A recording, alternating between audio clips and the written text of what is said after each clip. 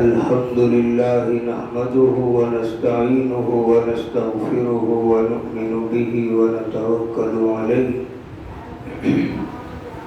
ونعوذ بالله من شرور أنفسنا ومن سيئات أعمالنا من يهده الله فلا مضل له ومن يضلله فلا هادي له ونشهد أن لا إله إلا الله وحده لا شريك له ونشهد أن سيدنا وسندنا ومولانا محمدا عبده ورسوله أرسله بالحق بشيرا ونذيرا وداعيا إلى الله بإذنه وسراجا منيرا أما بعد فأعوذ بالله من الشيطان الرجيم بسم الله الرحمن الرحيم لقد خلقنا الإنسان في كبد صدق الله العظيم اللهم صل على سيدنا محمد النبي الأمي وآله وسلم اللهم صل على سيدنا محمد النبي الأمي وآله وسلم اللهم صل على سيدنا محمد النبي الأمي وآله وسلم میرے محترم بزرگوں، حمد و صلاۃ کے بعد جو آیت کریمہ پڑھی گئی لقد خلقنا الانسان فی کبد، تحقیق کہ ہم نے انسان کو مشقت کے لیے پیدا کیا ہے۔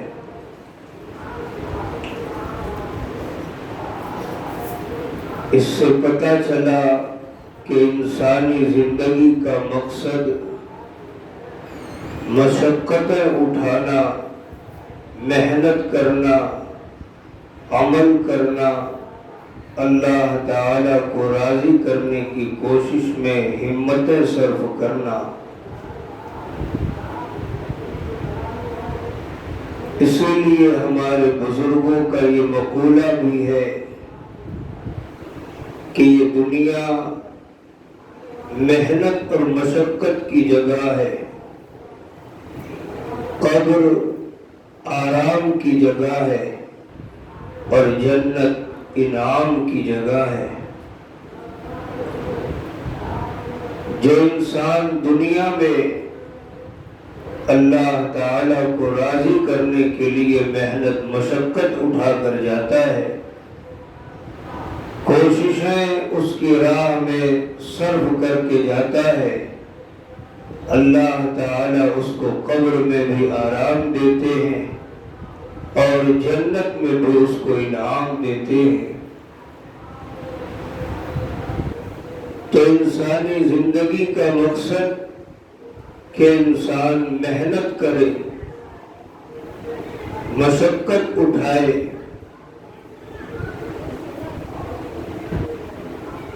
آج انسان محنت تو کرتا ہے،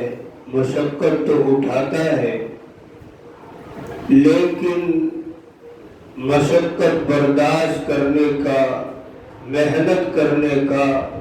عمل کرنے کا اس کا رخ بدل چکا ہے۔ جس راہ پر جا رہا ہے اس راہ میں محنت کرنے کا، مشقت کرنے کا نہ اس کو حکم ہوا ہے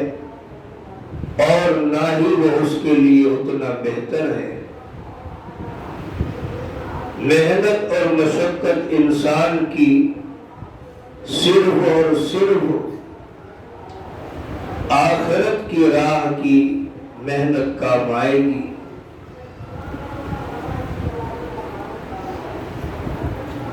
البتہ تھوڑا موڑا انسان اپنی دنیا کے لیے، اپنی زندگی کے لیے، اپنے جینے کے لیے، رہنے سہنے کے لیے، اس کے لیے بھی آدمی کام کرے، کوششیں کرے، لیکن وہ کوشش جو انسان سے بھولی نہ جائے وہ محنت، وہ مشقت جس میں انسان کو تکلیف کا، مصیبت کا اور صبر کا سامنا کرنا پڑے، وہ صرف اور صرف آخرت کی راہ کی محنت ہے، جس کا نتیجہ اسے قبر میں آرام کی صورت میں ملے گا، جنت میں انعام کی صورت میں ملے گا۔ ایک فوجی مثال کے طور پر اس کو پتا ہے کہ جو بندہ فوج میں بھرتی ہوتا ہے اس کی تنخواہیں بہت ہوا کرتی ہے، تو زیادہ تنخواہ کے پیچھے فوج کی اندر بھرتی ہوتا ہے، تو اس کو وہی یہ بھی پتا ہوتا ہے کہ جس تنخواہ کو لینے کے لیے میں جس ڈپارٹ میں داخل ہو رہا ہوں وہاں آرام کا کوئی گزر نہیں ہے، سستی اور کاہلی کا وہاں گزارا نہیں ہے، وہاں انسان کو محنت اور مشقت ہی اٹھانی ہے، اپنے جسم اور جان کو بھی فدا کرنا ہے، تب جا کر وہ بڑی رقم اور وہ بڑی تنخواہ اس کو ملے گی۔ اگر آدمی اس راہ میں داخل ہو کر محنت مشقت نہ برداشت کرے،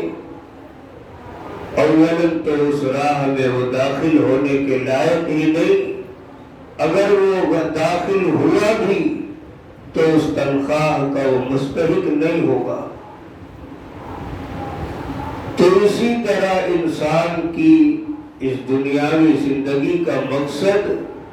اللہ تعالی کی راہ میں محنت کرنا، مشقت کرنا، ہر موڑ پر مصیبت کا سامنا کرنا، یہ محنت اس کے لیے کامیابی کی ضامن ہوگی۔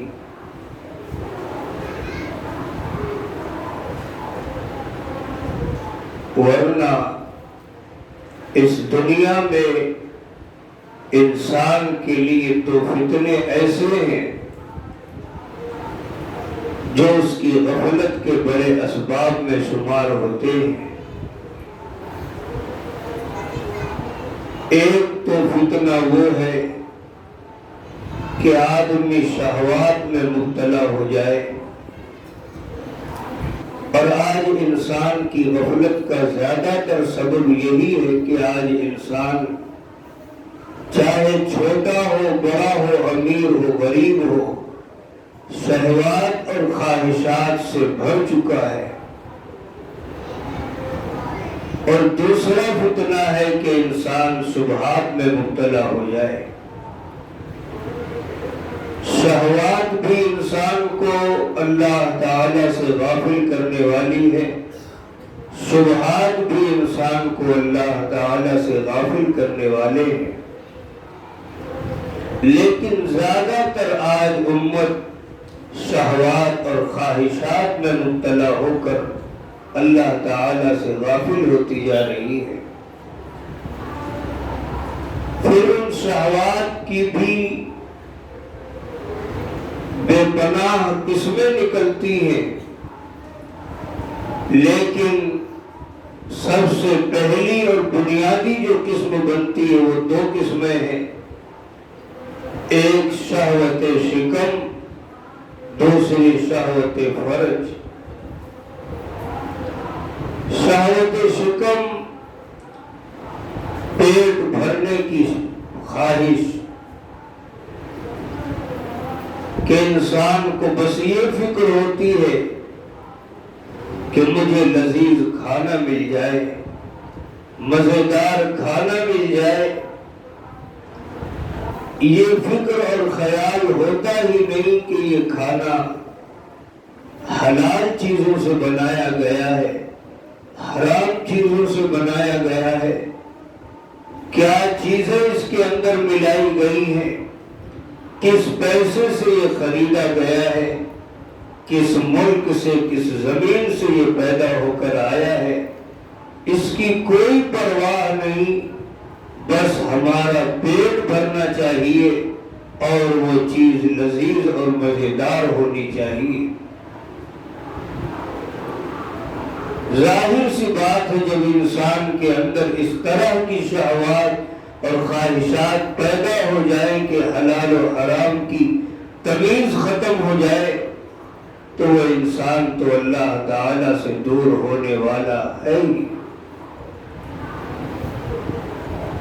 لیکن اس کے نتیجے میں کہ جب انسان کے اندر کھانے پینے کی اور لذتوں کو چکھنے کی خواہش پیدا ہو جاتی ہے اور بڑھ جاتی ہے، اسی کا نتیجہ ہوتا ہے کہ انسان کے اندر شہوت فرج یعنی جنسی خواہش کا جذبہ ابھرتا ہے۔ ورنہ جو انسان کم کھاتا ہے، اس کی خوراک کم ہے، اس انسان کے اندر جنسی جذبات اتنا نہیں پیدا ہوتے۔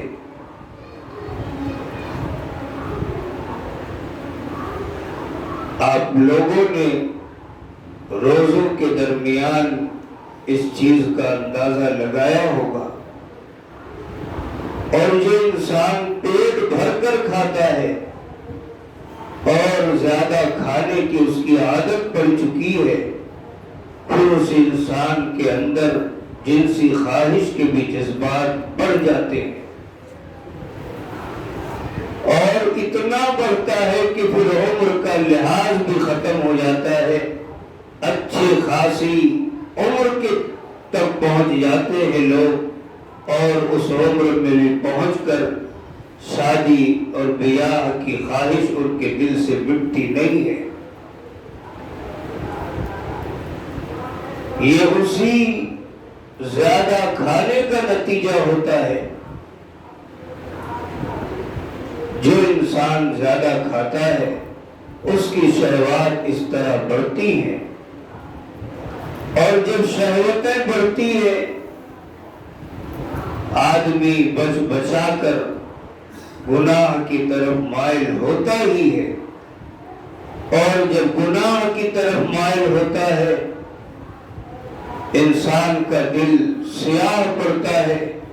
اس کے نتیجے میں دلوں میں سختیاں پیدا ہوتی ہے، اور یہی چیز ہے جو بندے کو اللہ تعالی سے غافل کرنے والی ہے۔ ہر شخص مشاہدہ کر سکتا ہے، دیکھ سکتا ہے کہ جب آدمی پیٹ بھر کر کھانا کھاتا ہے، چاہے کتنا ہی کام کا وقت ہو، نیند اس پر طاری ہو جاتی ہے۔ یہ بھی غفلت کا نتیجہ ہے۔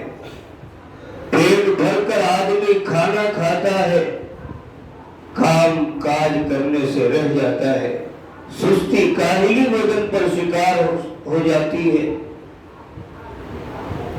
تو یہ ایک بنیادی چیز ہے کہ جب انسان کے اندر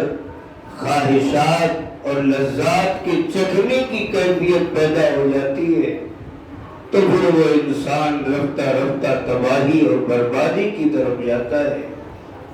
اور آج 90% طبقہ خواہشات، امنگوں اور لذتوں سے بھرا ہے، ورنہ اللہ تعالی نے انسان کی زندگی کے لیے کھانے کی جو مقدار رکھی ہے وہ بہت تھوڑی ہے۔ اگر انسان اتنا کھائے اس کی زندگی آسانی سے گزرے گی، خواہشات اور جذبات بھی نئی جنم لیں گے۔ علماء نے لکھا ہے کہ اگر آدمی ایک کھجور یا 3 کھجور کھا لے، 3 دن تک بغیر کچھ کھائے وہ زندہ رہ سکتا ہے۔ نہ کھانے کی وجہ سے اسے موت نہیں آ سکتی، کسی اور وجہ سے آ جائے تو آ جائے، نہ کھانے کی وجہ سے اور بھوک کی وجہ سے اسے موت نہیں آ سکتی۔ اتنی غذا اور صلاحیت اس 3 کھجور کے اندر اللہ تعالی نے رکھی ہے۔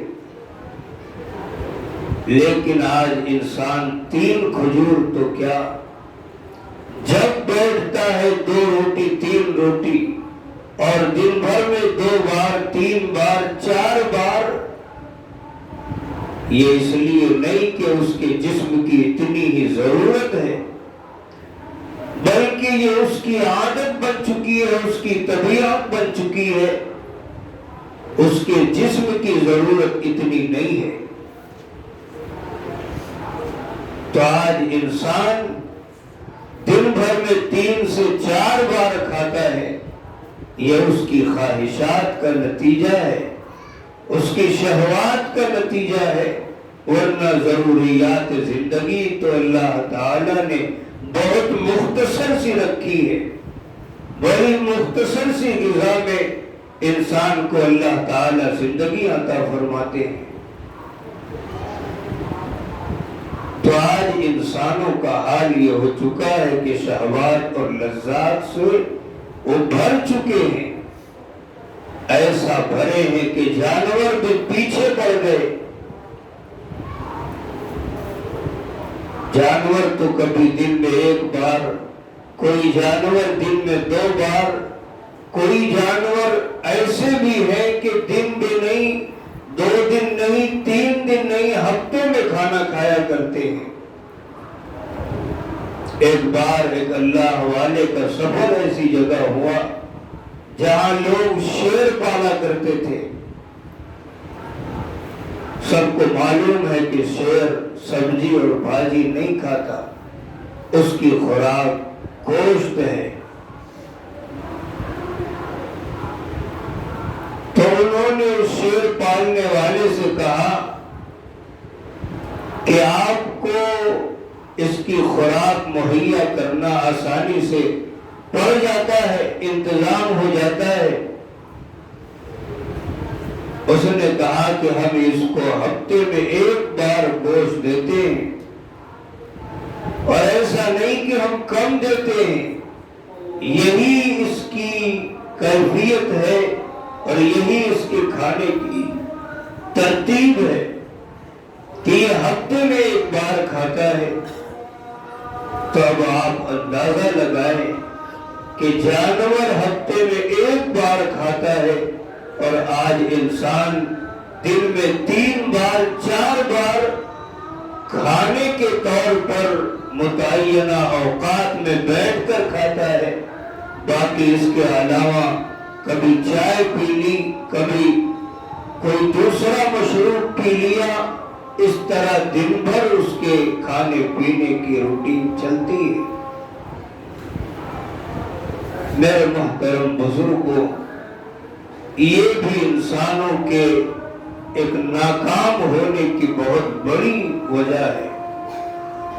جس انسان کا دن بھر میں کھانے میں اتنے اوقات گزرتے ہوں، وہ انسان دنیا میں کوئی کارنامہ نہیں انجام دے سکتا۔ اور پھر زیادہ کھانے کے نتیجے میں جو شہوات اور جذبات پیدا ہوتے ہیں وہ ایک الگ چیز ہے۔ وہ انسان کند ذہن ہو جاتا ہے، اس انسان کا ذہن کمزور پڑ جاتا ہے۔ امام شافعی رحمت اللہ علیہ فرماتے ہیں، امام محمد رحمت اللہ علیہ تنہا وہ شخصیت ہے جن کو میں نے دیکھا ہے کہ موٹے بھی تھے، بڑے ذہین بھی تھے،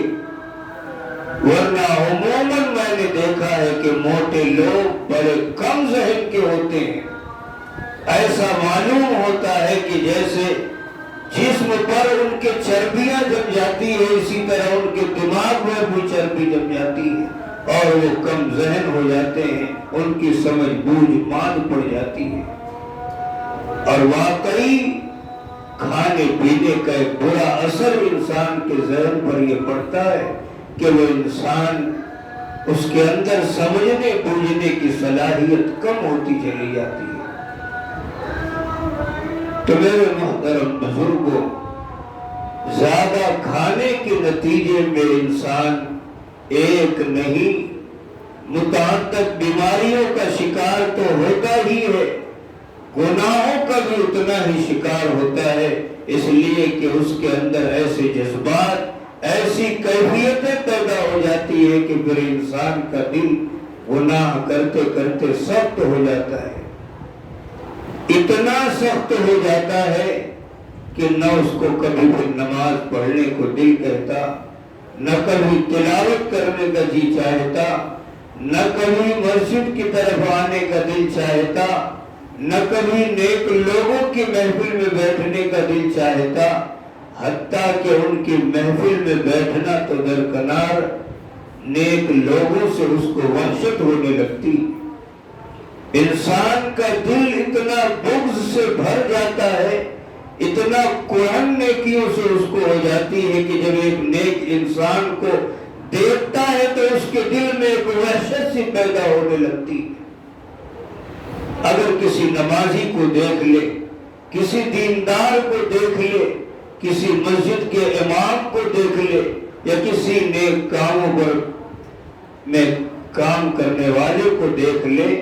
اس کے دل میں قرآن اور بغض ہونے لگتا ہے، تو آپ اندازہ لگائیے کہ اس انسان کے دل کی کیفیت کیا ہوگی کہ جس کا دل خود نیکی کرنے کے بجائے دوسرے کی نیکیوں سے اڑتا اور بغض محسوس کرتا ہے۔ اس لیے اگر انسان کو چاہیے کہ وہ دنیا میں نیک نام بھی ہو، کوئی کارنامہ بھی انجام دے اور اس کا دل نرم ہو، رقیق ہو، سب سے پہلی چیز جو اس کا علاج ہے، اپنے کھانے پر دھیان دے، اور دو طرح سے دھیان دے۔ ایک تو یہ کہ کھانا کم کھائے، دوسرے یہ کہ اس بات کی جانچ پڑتال کر کے کھائے کھانا حلال چیز سے بنا ہے کہ حرام سے، حلال پیسے سے آیا ہے کہ حرام سے، پیداوار اس کی کہاں سے ہو کر آئی ہے، کہاں سے خرید و فروخت ہوتے ہوئے آیا ہے۔ ہمارے بزرگان دین ان ساری چیزوں میں بڑی ہی احتیاط کرتے تھے۔ بے شمار واقعات ہیں ان کے اس سلسلے میں کہ وہ یہاں تک جانچ پڑتال کیا کرتے تھے کہ بیچنے والا اگر یہ بیچ رہا ہے تو اس نے خرید کر کہاں سے لایا، دوسرا آدمی سیل کر رہا ہے تو اس نے کس کھیت کا مال اٹھا کر لایا، وہ کھیت کس کا ہے، اس کو کس پانی سے سیراب کیا گیا، کس کے پیسے کی بیج سے وہ بویا گیا۔ اور واقعی اس چیزوں کا اثر انسان کی زندگی پر پڑتا ہے، اور پھر ایک برا نتیجہ ان شہوات اور جذبات کا یہ بھی ہوتا ہے کہ جس انسان کی ضرورت 2-4 کھجور میں پوری ہو سکتی تھی، وہ دن بھر میں 8-10 روٹیاں اپنی زندگی کی عادت بنا بیٹھا ہے، تو ظاہر سی بات ہے اس کا انتظام کرنے کی فکر بھی اس کے دل میں پیدا ہوگی، مال کی محبت نتیجے میں آئے گی، مال کی طرف محنت اور کوشش کرنے کے جذبات دلوں میں پیدا ہوں گے، اس لیے کہ اس نے اپنی زندگی میں وہ ساری چیزیں جو ضرورت نہیں تھی سب کو ضرورت بنا کر داخل کر بیٹھا ہے۔ اب تو ہر وقت اس کی یہ کوشش ہوتی ہے، یا لیت لنا مثل ما اوتی قارون، اے کاش میرے پاس بھی اتنا خزانہ ہوتا جتنا قارون کے پاس تھا۔ تو میرے محترم بزرگوں،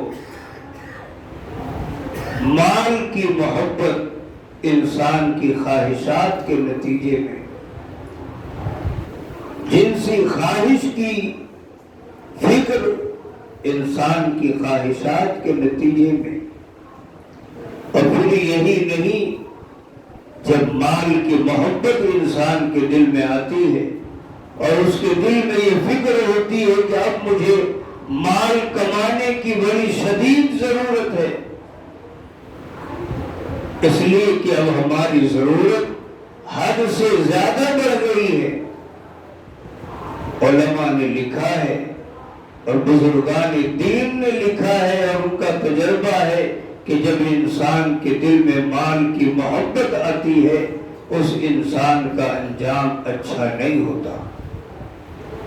مال کی محبت میں مبتلا ہونے والوں کا انجام ہمیشہ برا ہوا ہے،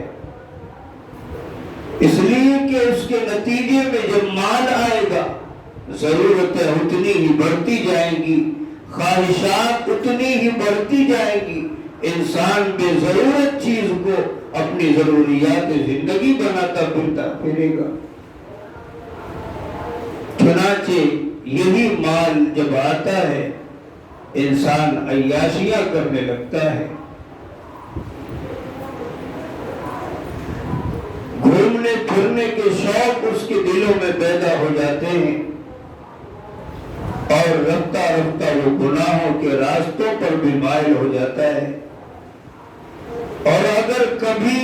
ایسا ہوا کہ اس نے مال کمایا لیکن اتنا خرچ اس نے نہیں کیا، اپنے مال سے خود اتنی عیاشیاں نہیں کی، لیکن ہے بدکاروں میں سے، نیکوکارانہ زندگی نہیں ہے، اللہ تعالیٰ اس کی نسلوں میں اس کا وارث ایسا پیدا فرماتے ہیں کہ اس نے اگر اپنے مال کو محفوظ رکھا، عیاشیاں نہیں کی، ایسا وارث پیدا ہوتا ہے، اس کے مال کو پانی کی طرح بہا لے جاتا ہے۔ بے شمار واقعات اس کے ہیں۔ ایک بندہ تھا، اس کے پاس اتنی زمین تھی کہ نہ جانے کتنے ریلوے اسٹیشن اس کی زمین پر بنے ہوئے تھے، معمولی جائیداد نہیں تھی۔ ایک روز اپنے دوست و احباب سے چوراہے پر کھڑے ہو کر کہنے لگا، میں دیکھتا ہوں تم ہر وقت پریشان رہتے ہو کہ کہاں سے آئے گا، کہاں سے آئے گا، کہاں سے آئے گا۔ میں پریشان رہتا ہوں کہ میں یہ پیسہ لگاؤں کہاں، کس مصرف پہ خرچ کروں، کس ملک میں لے جا کر خرچ کروں۔ اللہ تعالیٰ کو اس کا یہ بول ناپسند لگا، چنانچہ بیمار ہوا، اور ایسا بیمار ہوا کہ سارا مال جائیداد رکھا رہ گیا اور وہ دنیا سے چلا گیا۔ اس کا ایک لڑکا تھا 18 سال کا، اب وہ ساری زمین جائیداد کا مالک بنا، اپنے باپ کا وارث بنا۔ جوان تھا، جذبات بھی جوان تھے، دوست اور یار بھی ایسے مل گئے جس نے اس کی راہ کو بھٹکا کر رکھ دیا۔ اب وہ بھی عیاشیاں کرنا شروع کیا۔ روز نئے نئے مہمان گھروں کی زیارت کے لیے آتے۔ 2-4 سال جب اس طرح عیاشیوں میں اس نے اپنے پیسے بہائے تو بڑی زمین جائیداد تھی۔ لوگوں نے باہر ملک کا پتہ بتا دیا، اب ہر مہینے ہر سال باہر ملک جاتا اور وہاں کے کلبوں میں جا کر رات گزارتا اور لاکھوں روپئے خرچ کرتا۔ اس طرح جب اس کے پاس نقد رقم خرچ ہو گئے، اپنی ایک زمین بیچتا اور باہر ملک کا سفر کرتا، عیاشیاں کرتا، پھر ایک زمین بیچتا، باہر ملک کا سفر کرتا۔ اسی طرح ہوتے ہوتے ایک دن ایسا بھی آیا کہ جس مکان میں وہ رہتا تھا اس مکان کو بھی بیچ کر باہر ملک سفر کے لیے گیا۔ اور پھر ایک دن ایسا بھی آیا کہ جس چوراہے اور چوک پر کھڑے ہو کر اس کے باپ نے کہا تھا کہ میں اس سلسلے میں پریشان ہوں کہ یہ پیسہ لگاؤں کہاں، اسی چوراہے پر کھڑے ہو کر اس کا بیٹا اللہ کا نام لے کر بھیک مانگ رہا تھا۔ تو میرے محترم بزرگوں، ہمیں اپنی خواہشات اور جذبات پر بہت کنٹرول کرنے کی ضرورت ہے، ورنہ اس کی کوئی انتہا اور حد ہی نہیں ہے۔ آدمی کنٹرول کر لے، 1000 10,000 میں 10-5 افراد مل کر ایک مہینے کا خرچہ چلا سکتے ہیں، اور اگر آدمی اپنی خواہشات اور جذبات کو کنٹرول نہ کرے تو 1,00,000 2,00,000 نہیں 10 لاکھ میں بھی اس کی حاجتیں پوری ہونے والی نہیں، اور یہ سب اس کی خواہشات کا نتیجہ ہے۔ میرے محترم بزرگوں، اللہ تعالیٰ نے انسان کی خواہشات کے پورا ہونے کی جگہ آخرت میں دار الجنہ بنایا ہے۔ یہ دنیا دار المحن ہے، امتحان کی جگہ ہے، محنت اور مشقت اٹھانے کی جگہ ہے، لیکن انسان آج اسی دنیا میں اپنی جنت کے جیسا سما بنانے لگا ہے۔ میری گاڑی ایسی ہو، میرا گھر ایسا ہو، ہر چیز میری من پسند اس دنیا میں ہو جائے، یہ کبھی اس دنیا میں ہونے والا نہیں ہے۔ انسان دنیا سے چلا جا سکتا ہے۔ اللہ تعالیٰ سے دعا کریں، اللہ ہمیں کہنے سننے سے زیادہ عمل کی توفیق عطا فرمائے۔